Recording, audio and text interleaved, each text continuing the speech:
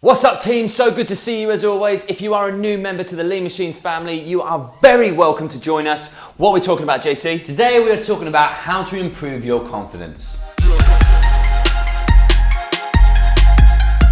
The first thing to understand with confidence is not just an on and off switch. I don't just wake up one day and go, bing, I'm now officially a confident person. There is layers to it. You have to take into account your actions, your thoughts, and your surroundings to become more confident, and today we're going to show you how to do that.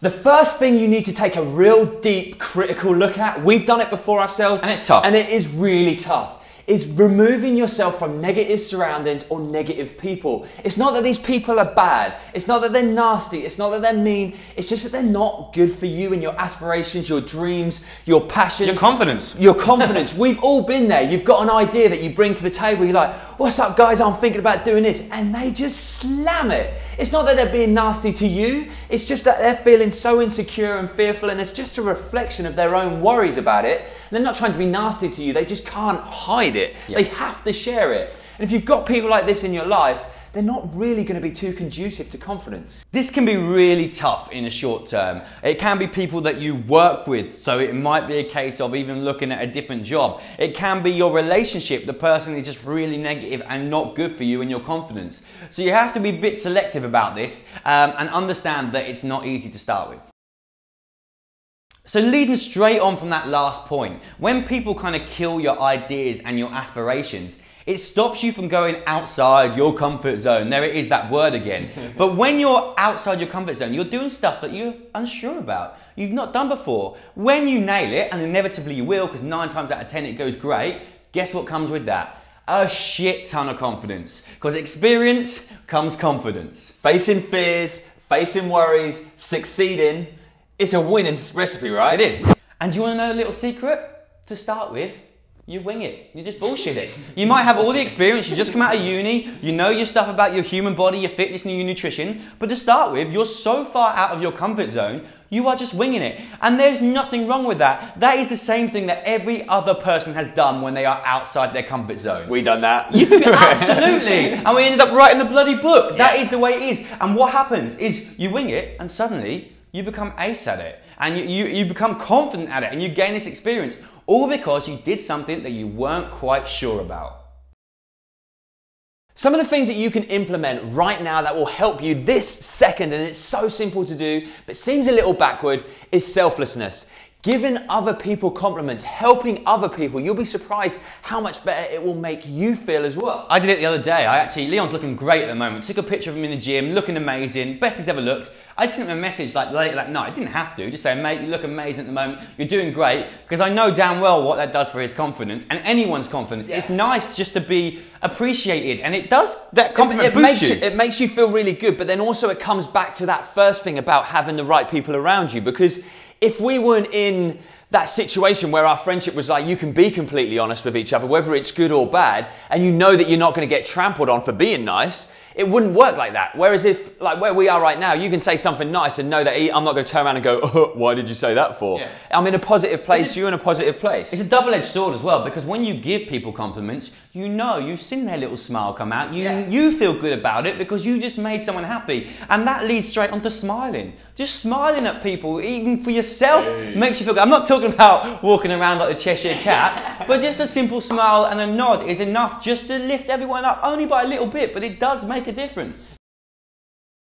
Another thing that will really help your confidence is being aware of your body language and talking about feelings and being open with people. Like, if I stand here like this in a video, you don't think, why is John pissed off? Or if I was talking to someone for the first time, I'm not very open to them. This is like hugging. When you hug a human, you open up basically all of your organs. That's why a hug is kind of a special thing to us, and why we get comfort for it, because you're trusting someone to let them in. Same as if you've got a pet, you've got a dog or a cat, and they roll over and they put their legs in the air. They are exposing their body, and they let you hug them, and that is where a bond is made. So I'm not saying go around and hug everyone, but be aware of it. Hey Leon, but be aware of your body language, and don't be afraid to talk to people and ask them how they're feeling about things and how you're feeling about things, because you'll be surprised at how much you learn from other people that actually reflects onto yourself. The next point is very personal to myself because it was something that I really struggled with when I was younger.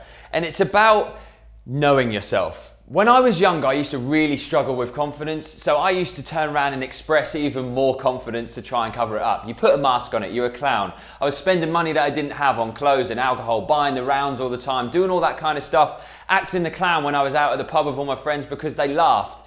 But it was really backward because I was looking for their approval. But then when you get home and you turn around and go, oh, that was a great night last night, did you really enjoy it? And you wake up hungover and you're like, well, I've now got more debt.